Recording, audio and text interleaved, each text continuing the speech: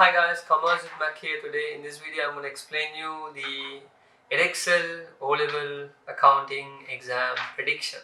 So now you might be super excited to know what you are going to get in your exam papers, and you might be super excited to know what are the areas you need to specifically focus on rather than studying the entire thing.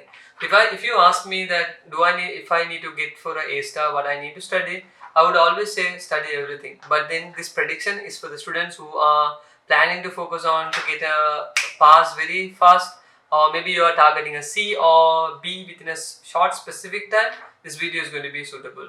But then watch this video guys, because this prediction is going to be 95% to 90% accurate, but then 10% I'm saying sometimes it won't be coming as I predicted. But even last year prediction was exactly accurate for my students. Whoever watched my previous Cambridge videos, you would have understood that how I have predicted and how things goes right. Now when I say prediction, you need to understand that how do we predict the exam papers is understanding the examiner's paper structure method. Now I have a paper on my hand, so I have also, you can see, I think it's not that much visible, due to the brightness I guess. Anyway, so I have a paper in my hand, so this is the prediction. So I know what examiner is going to ask. And how do I know that? Because I'm going to think like an examiner. Every time I teach my students, I always stand from the examiner's point of view and then say, if these are the things I have tested on the previous exams, I'm not going to test those areas on the upcoming exams. So from that particular mindset, they have created the papers, and that's how every year papers are different from one to each other. So now the recent papers whichever has been tested will not be tested. That is completely accurate. So I have attached the Excel sheet under this video's description, so you can download it, because that Excel sheet is very important for you all. You can also take a printout of that Excel sheet like a paper like this and also paste it in your wall, so you'll know what are the areas and which area of questions you need to practice. Now what I commonly found out in part 1 and in paper 1 and paper 2. So let me start with the paper 1 prediction and watch the video. If you do not have followed my account, which is my Commerce with Mac YouTube account, subscribe the account and share to all your friends, because this prediction is going to make your life a beautiful point in your accounting exams. Anyway, so now moving on to the point. Paper 1 have 18 questions you all need to know. So paper 1 starts with first 10 MCQs. So first 10 MCQs obviously going to be the very basic things, and I can't predict the MCQs. Even in Cambridge papers I said that predicting MCQs is not going to much worth it. But then 10 MCQs you need to practice if you want to score more areas on 10 MCQs.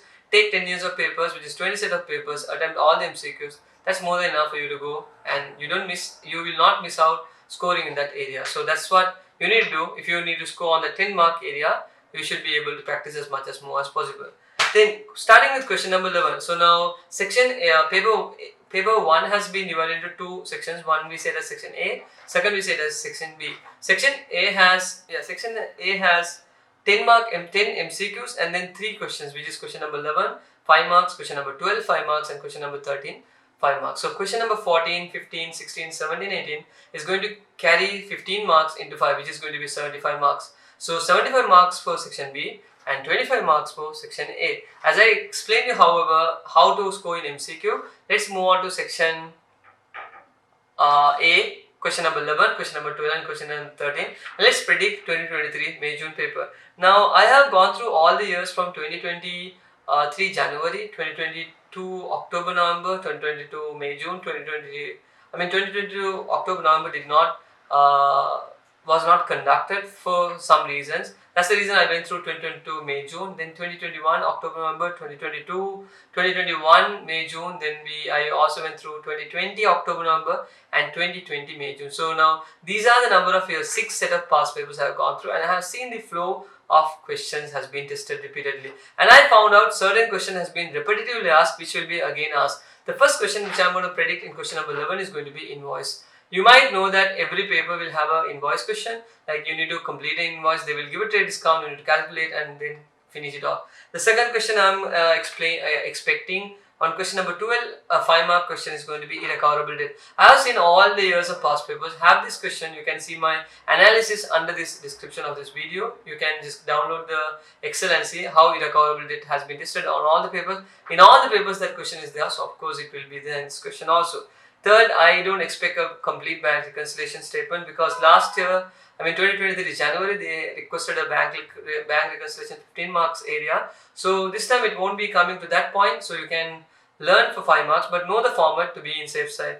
Then we have trade payables control account, which is a 15 mark area, which I'm gonna completely say yes. Of course, you're gonna have a trade payables control account because for the last 3 consecutive number of papers, the examiner has only requested trade receivables, trade receivables, trade receivables, and then on the fourth one, trade receivables and trade payables.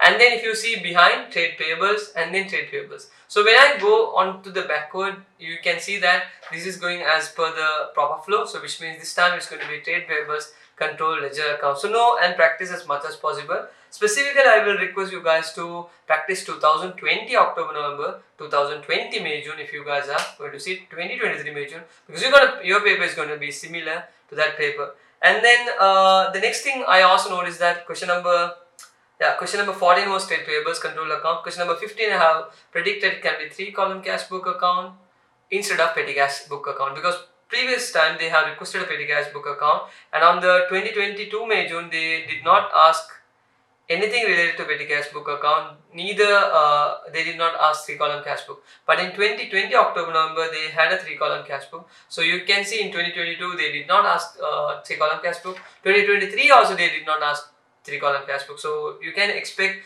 a 3-column cash book on this particular exam. So I'm predicting question number 15, which is going to be 15 marks. 3-column cash book. Now the questions which I'm predicting might be a bit different. Maybe in question number 11 they can give a irrecoverable, question number 12 they can give invoice, but whatever I'm predicting is going to be in your paper, and I'm believing that 100%. But I'm not saying 100% though I believe you. I'm saying that 90% it might be accurate, or maybe 80% it might be accurate. We are not examiner to go and look the exam paper and come and say here. I'm just predicting it, and of course this will help you out. So then we have the next thing is about what type of ledger account will come to the paper. So question number 16, I'm expecting a sales ledger account, because on previous questions I have seen that purchase ledger account has been consistently tested on the paper. So I'm expecting in question number 16 a sales ledger account and a prime entry book adjustment sum, because in all the papers I noticed one thing is that source documents has been tested either in question number 12, question number 15, question number 18. Somewhere around the corner this prime entry books is always hanging. So have an idea about the source document, what type of prime entry books it belongs to, because it scores you around 6 to 7 marks on your papers. And then moving on to the next part is something which I always wanted and ask you to remind: correction of errors and trial balance. Now this is something you all need to know, because trial balance has been tested in all the papers. You take from 2023 to 2022 to 2021 to 2020, consistently trial balance is there, which is correction of errors and corrected trial balance. So this time you will get a corrected trial balance and a journal entry to write down the correction of errors in a proper format way. So I am expecting that question. So of course you need to have good knowledge on general journals and then correction of errors in paper 1, question number 17. So moving on to the question number 18 without taking much time, I'm targeting a depreciation and a computerized accounting systems packages. Depreciation has been tested overall again. In all the years they always ask disposal. On the previous year they have asked disposal on 2023 January, and on 2022 May June they ask about capital and revenue expenditure and depreciation. If you take 2021 October November, capital and revenue expenditure and depreciation. If you take 2021 May June, capital and revenue expenditure and depreciation. If you take 2020 October November, you get a disposal account, only a disposal account. And then 2020 May June they have depreciation and computerized system account. So I am expecting, because as already they have given a disposal, this time I am expecting depreciation and a computerized accounting system which will be tested on your paper, similar to 2020 May June. Let's expect that. And then moving on to paper 2. Now I explained you how paper 1 works and how things work, and this is a random thing which I have done, guys. Watch the complete video, don't skip the video.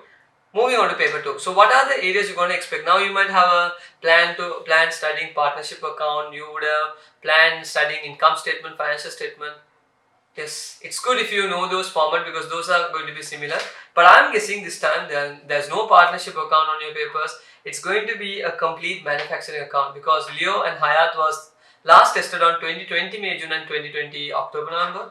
So I'm expecting after that they did not give a manufacturing account. They gave no manufacturing account. If you see 2021 May June, they gave incomplete records, and then 2021 October November they gave complete partnership, and then income statement 2020 May June, 2022 May June they gave a complete income statement, which is financial statement, and a partnership account. Again last year they gave a partnership account along with a small part incomplete record. Now this exam you might expect, now if you see that partnership comes twice, incomplete record comes twice, so that's the way it goes. So as I have noticed that incomplete records was also tested last year, 2023 on A and B, we can expect either partnership or an incomplete record, because it's a two-way around. But I am not expecting an income statement and a balance sheet, trust me, that will not be tested.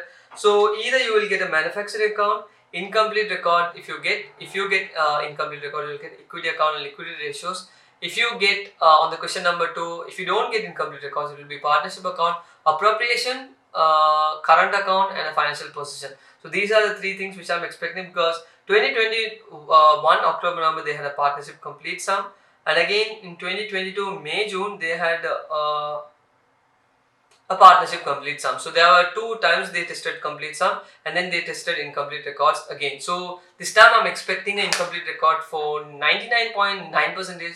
So 0.01% I'm expecting a partnership. But then learn both the things, but practice in incomplete records as much as possible. So this is my paper prediction, and if you guys like this video, please do share to your friends, and also please keep them informed that Commerce with Mac is a YouTube channel which educates students in commerce related subjects. Subscribe to the channel, so I will be uploading the Edexcel Economics and Business Studies paper case very soon. Thank you.